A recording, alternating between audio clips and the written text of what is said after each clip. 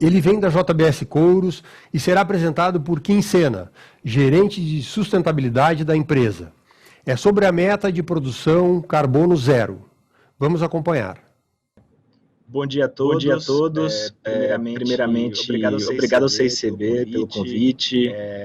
Obrigado à atenção de todos que estão aqui e pararam para assistir esse evento. E de novo, ao CICB, parabéns e obrigado pela organização. Tenho certeza um evento desses muito trabalho por trás para colocar ele de pé.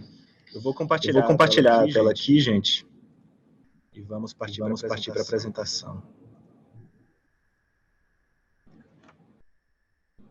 Então, o objetivo aqui hoje é falar sobre a meta de produção net zero no couro, né? Na produção de couro. E, na verdade, isso vem de uma perspectiva mais ampla, né? A JBS ela assumiu o compromisso de ser net zero até 2040. Então, nesse sentido, não é só o couro que está sendo endereçado nesse compromisso, mas toda a cadeia de valor da JBS, inclusive as emissões, né, de CO2 no escopo 1, 2 e 3, ou seja, não se refere somente às operações internas da JBS, também se refere à energia que ela usa e também o impacto, as emissões, né, geradas pela sua cadeia de fornecimento.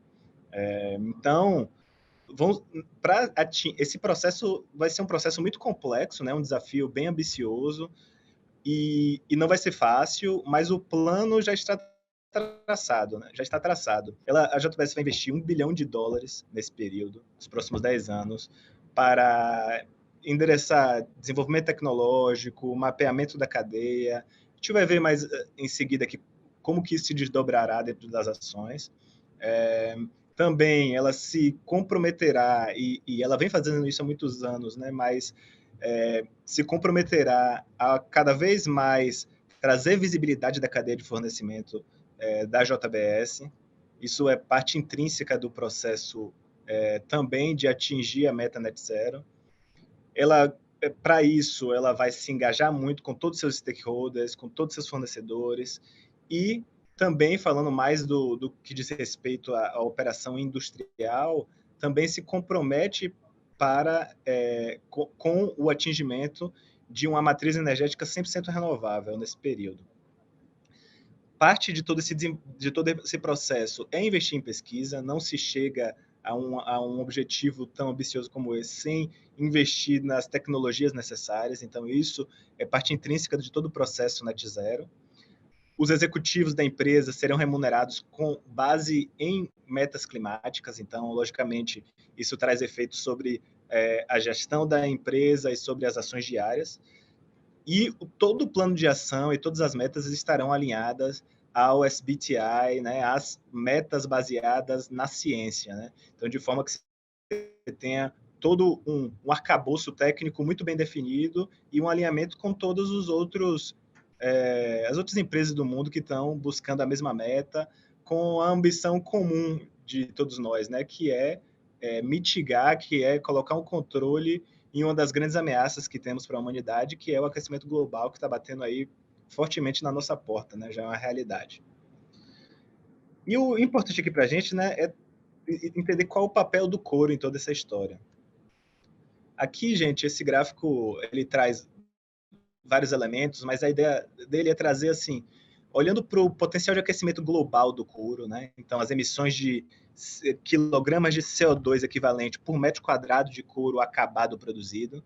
A gente tem vários artigos aqui. A JBS Couros ela vem investindo muito nessa abordagem de avaliação do ciclo de vida, porque a gente entende que ela que está mais alinhada com todo o compromisso, de novo, alinhado ao SBTi, as metas baseadas na ciência, né? Então, a gente vem traçando um entendimento muito mais técnico de onde os impactos vêm para que a gente possa endereçar de uma melhor forma. E aqui nesse gráfico é importante, gente, temos aqui 12 artigos e a composição do potencial de aquecimento global dos couros, né? E vemos que a barrinha laranja, que é o impacto da fazenda, o impacto da pecuária, ele é muito relevante sempre. Você vai ter depois curtimento, caleiro, recurtimento, acabamento, mas sempre vemos que a barra laranja é muito significativa. Isso nos diz que sim, temos que olhar para dentro do curtume, porque, bom, muitas vezes aí é metade do restante das emissões, mas a cadeia de produção do couro, o curtume em si, ele não é particularmente intensivo em carbono. Por outro lado, muito do carbono da pecuária, da produção pecuária, é alocado ao couro, e por isso essa relevância, e por isso também temos que entender como nos aprofundar, como gerações relativas à pecuária, porque com certeza isso é fundamental para o impacto geral atribuído ao couro. E, sem dúvida, no âmbito JBS, é parte fundamental para o negócio. Esse outro gráfico aqui, gente, também é um pouco complexo. A ideia não é entrar no detalhe aqui, mas é só uma abertura dos impactos por etapas nas origens das emissões. Eu só queria trazer atenção à barra verde aqui nesse gráfico, é o impacto da pecuária, tá? Mas temos outros impactos que são altamente relevantes. Aqui nós temos os impactos de químicos, nessa cor meio rosada, né? Meio também alaranjada, avermelhada. Também temos os impactos de transportes. Então, definir uma cadeia global otimizada, com eficiência na distribuição logística, é muito importante, porque são todas essas pequenas somas que vão gerar um impacto total do couro. Então, temos que endereçar todas elas, todas que são significativas. E eu vinha falando, né? Então, só trazendo de uma forma mais sumarizada aquilo que a gente viu nos gráficos anteriores de forma mais detalhada, a pecuária representa cerca de 50% do potencial de aquecimento global geral do couro. E por isso temos que dar uma atenção a ela, porém não somente a ela. Por exemplo, quando nós vemos os produtos químicos, né? Produtos químicos, através dessa abordagem da avaliação do ciclo de vida, podemos entender quais são os químicos que geram maior impacto e endereçá-los, traçar um plano para ele. Nisso, a abordagem JBS, né, é o seguinte: em todos os processos de substituição de químicos, de novos produtos que estão no pipeline de pesquisa e desenvolvimento para atingir uma sustentabilidade maior daquele artigo, a gente busca produtos químicos novos, e quando ele entra no gargalo de decisão, a gente busca avaliar dois aspectos dele: o impacto ambiental, né? Então, medido através da avaliação de ciclo de vida dele, mas também a MRSL, né? A toxicidade dos químicos, desse químico que será utilizado no processo.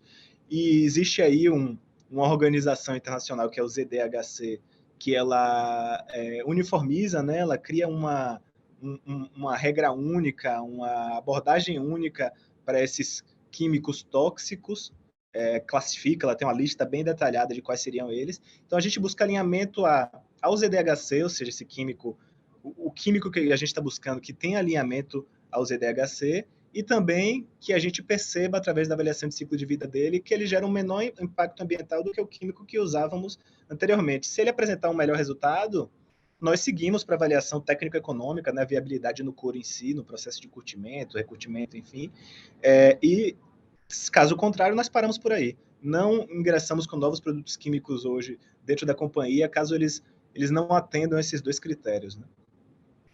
Agora, falando das peles, né, e falando do impacto da pecuária, a gente também tem que fazer algo. O fato é, a gente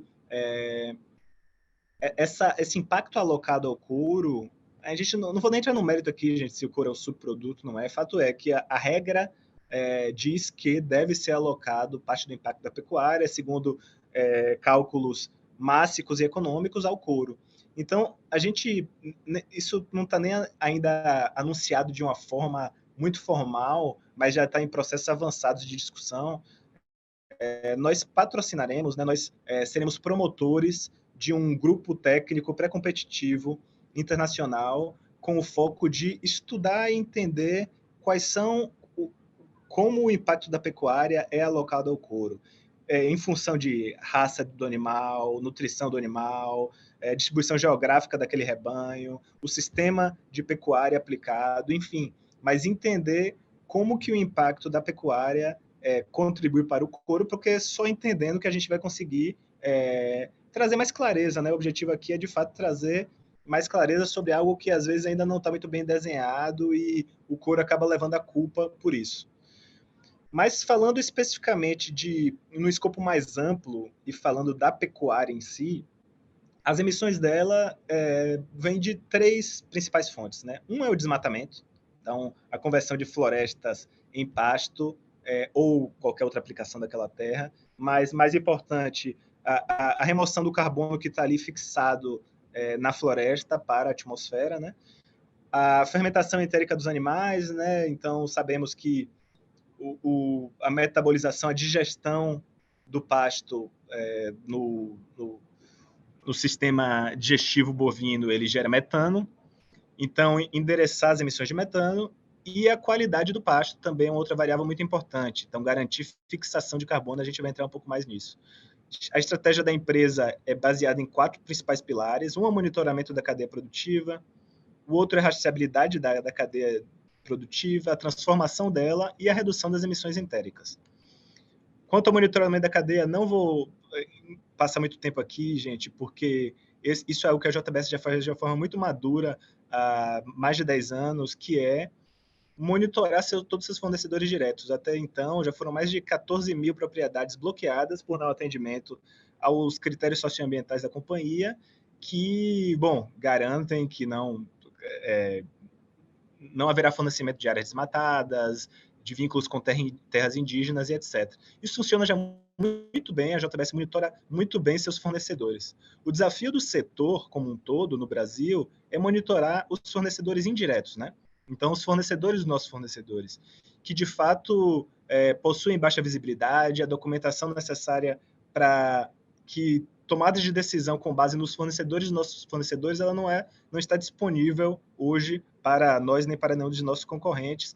Então, a JBS anunciou a criação da Plataforma Pecuária Transparente, que é uma plataforma inclusiva que vai buscar envolvimento com nossos fornecedores para que eles incluam dados dos seus fornecedores. Isso, sem dúvida, passará por uma validação com base em uma tecnologia blockchain, mas que trará, através de uma parceria, visibilidade sobre uma parte muito ampla da nossa cadeia, né? A visibilidade sobre os nossos indiretos, que de fato é o principal desafio entre a pecuária e o combate ao desmatamento no Brasil.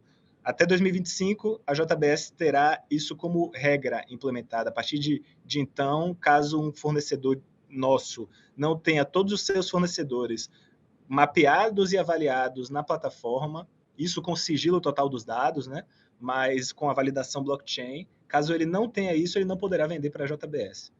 Então, essa plataforma, ela possibilita que, o mais importante aqui, né, gente, que os nossos fornecedores, eles avaliem os seus fornecedores, né? Eles entendem que o compromisso deles é com a JBS, mas eles terão, através dessa plataforma, uma maneira de eles mesmos gerirem e se engajarem com esse desafio. Os escritórios verdes já estão funcionais, então os escritórios verdes estão aí para providenciar assistência técnica, ambiental, jurídica, para que produtores rurais possam resolver suas pendências ambientais e aderir ao Código Florestal Brasileiro. Então, por exemplo, por meio de um plano de reflorestar uma parte de sua área, mas os escritórios verdes estão aí no Cerrado e na Amazônia para apoiar o produtor rural, né? E quanto às emissões entéricas, a JBS tem 3 projetos muito fortes. Um é através do uso de capim-limão para redução de metano, isso aplicado à dieta animal, né, para redução das emissões de metano. Outra abordagem através do uso de taninos. E uma terceira, que é mais recente, foi anunciada agora na COP26. Nosso CEO global estava lá, o Gilberto Tomazoni, e foi uma parceria junto com a empresa DSM para usar a tecnologia que está aí, vamos chamar assim, a mais pop do momento, né? Que foi até citada no livro de Bill Gates, mais recente, como uma das soluções tecnológicas disponíveis para que enderecemos as emissões de metano na pecuária. Então, isso é algo que estamos muito ansiosos para os desdobramentos que virão. A gente tem certeza que é mais um acerto aí do ponto de vista de redução das emissões entéricas. Mas, assim, eu gostaria de traçar um breve paralelo aqui. Quando a gente fala de emissões, a gente vê num processo... Essa COP26 foi muito marcante do ponto de vista de trazer mais clareza a algumas discussões que vinham sendo veladas há um tempo. E uma delas é sobre a responsabilidade dos combustíveis fósseis. No texto oficial da COP, mais verbalizado como... O foco foi no carvão, mas também menciona benefícios, né, fiscais ineficientes para demais combustíveis fósseis. Mas apesar do foco inicial ser no carvão, a gente tem certeza que essa discussão se tornará mais ampla para todos os outros. Quando a gente olha para o carbono, né, para o CO2, ele funciona de maneira similar que a água, por exemplo, por ser cíclico, né? O carbono na atmosfera ele é cíclico.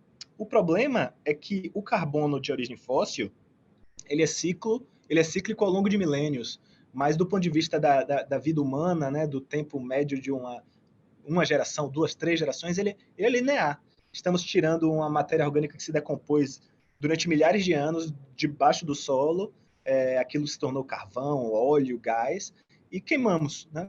Ou seja, tiramos algo que estava fixado e enviamos para a atmosfera.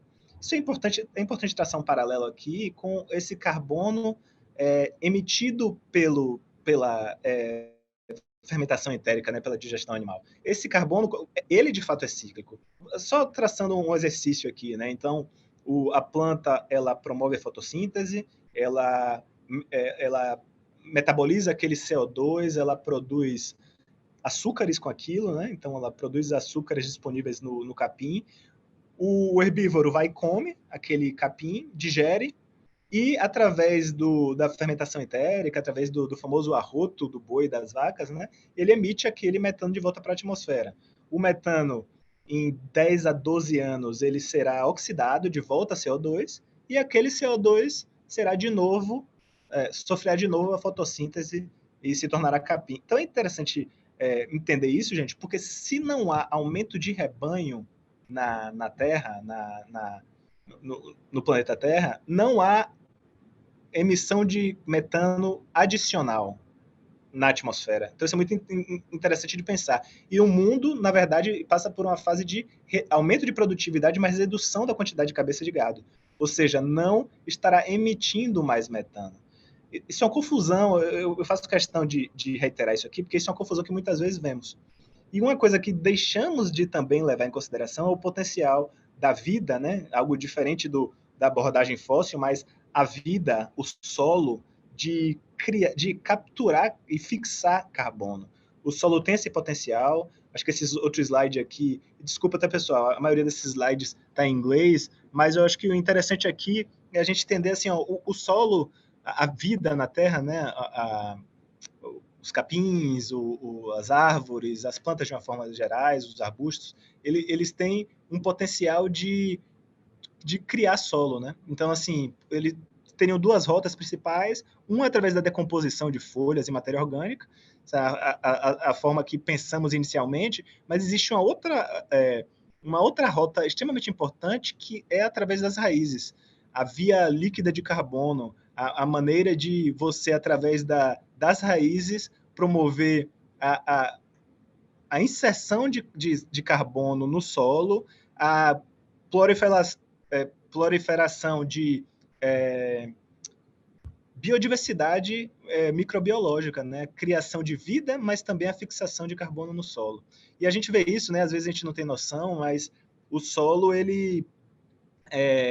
as raízes são imensas, inclusive de gramíneas, chegando a 4 metros muitas vezes, então é algo assim realmente bem absurdo, que muitas vezes não nos damos conta, e criar solo e aumentar o carbono no solo, eu coloquei essa frase aqui, são facetas do mesmo processo. Então, a criação de solo, ela é positiva do ponto de vista de promoção do que nos alimenta, né? Então, a agricultura e a pecuária são maneiras de alimentar essa população que cresce, mas também são mecanismos para reduzir o impacto que a gente tem pós-industrial, né, pós-industrialização do planeta, e que acarretam no aquecimento global ultimamente, né? Então, assim, é interessante ver isso porque, e cada vez mais isso vem sendo colocado em discussão, a pecuária ela tem um papel importante nisso também, né? Porque nós nos esquecemos e assim, as grandes manadas, historicamente, elas nunca destruíram o solo, e às vezes a gente confunde, mas o que destrói o solo num pasto mal manejado não é a quantidade de animais, mas sim o tempo de residência deles, o tempo de exposição. Então, se um manejo correto é adotado, se animais têm um sistema de rotação interessante, eles, na verdade, eles promovem num determinado pasto, eles promovem disrupção, né? Então, assim, eles quebram um estado estacionário ali que não seria positivo. Por quê? Muitas vezes a gente pensa em disrupção como uma coisa ruim, mas o fato do animal estar ali comendo um pouquinho uma gramínea, andando, não pisando demais naquele solo, mas comendo, ele está catalisando todo um processo metabólico, ele está tornando aquilo que era um capim e que não estaria biodisponível, ele estaria tornando aquilo biodisponível para o solo, de uma forma já digerida, de uma forma muito mais rápida para aquele solo trabalhar aquilo, para umificar aquilo. E, efetivamente, o capim, né, diferentemente de uma folha, de uma árvore, o capim, uma folha cai, né, e decompõe. O capim não, o capim ele fica seco. Ele, depois de um tempo, ele começa a oxidar, mas ele fica seco, ele começa a dar sombra no solo, e ele não... A disrupção é importante ali. Você realmente, um herbívoro vir comer aquele capim e trabalhar tirar aquilo ali de um estado estacionário, vai promover uma maior atividade. E cada raio de luz solar, né, que a gente transforma em vida, né, através da fotossíntese, ele seria, de forma contrária, desperdiçado se ele batesse no solo seco, né? Um solo sem vida. Pelo contrário, ou refletiria ou se transformaria em calor, o que não contribui para todo o nosso desafio, né? E assim, só para a gente traçar um paralelo, a cada quilo, a cada tonelada de carbono que a gente que oxida ali do solo, né? Um solo que não esteja protegido com vegetação e oxidou, aquele carbono vai para a atmosfera. Cada tonelada são cerca de 3,7 toneladas de CO2 que estão indo para a atmosfera. E o que a gente deixa de pensar muitas vezes é que o contrário é verdade. A cada tonelada de carbono que eu fixo no solo, são 3,7 toneladas de CO2 que eu estou tirando da atmosfera. E é isso, né? A gente tem desafios muito grandes no setor, mas cada vez mais a ciência tem se colocado do lado da vida, né? Do lado da produção e de sistemas inteligentes, de sistemas holísticos de manejo, porque eles sim são capazes de colocar aqui, né, até nessa imagem interessante, de trazer essa setinha aqui para diversos outros processos, para cima, colocar essa setinha para baixo, para dentro do solo, e como uma solução saudável para o planeta. Para finalizar aqui, gente, eu só queria trazer esse diagrama que eu acho muito interessante. Quando a gente fala de uma abordagem do berço ao berço, né, que são as discussões mais modernas de redução da linearidade dos fluxos de produção e trazer a circularidade para eles, que tudo que façamos seja do berço ao berço, ou seja, que nada seja da origem da matéria-prima até um aterro sanitário, mas que tudo seja circular. Nós temos dois ciclos, que é o ciclo biológico e o ciclo técnico. O couro, ele nasce do ciclo biológico, né? Ele é matéria orgânica, ele vem dali. Através de determinados métodos de curtimento, de acabamento, sem dúvida, nós podemos criar um material híbrido ali que ele sim vai ingressar no ciclo técnico, ou seja, através de curtimento com metais, por exemplo, ele deixa de ser algo completamente biodegradável, mas nós sabemos que existem meios tecnológicos, através de hidrólise, por exemplo, de trazer de volta essa matéria orgânica, esse colágeno, para o ciclo biológico. Então, o couro, ele se tratarmos com carinho nos investimentos que temos de pesquisa e desenvolvimento adiante da gente, sabemos que, como a gente vinha discutindo aí durante a apresentação, a pecuária e a agricultura, elas têm algo muito forte por trás delas, né, um potencial muito grande de trazer soluções, mas o couro em si, como material, ele é um material que ele vive, a casa dele é o ciclo biológico, e se trabalhamos para mantê-lo, ele sem dúvida se mostrará como o material do futuro, né? Um material que esteja completamente ligado às necessidades de uma economia circular. É isso, pessoal. Eu deixo aqui meu e-mail, caso alguém queira entrar em contato. De novo, agradeço a atenção de todos. Espero aí os organizadores que eu não tenha passado muito do tempo e fico à disposição mesmo. Bom evento a todos. É uma satisfação ouvir o Kim e conhecer em profundidade os projetos da empresa.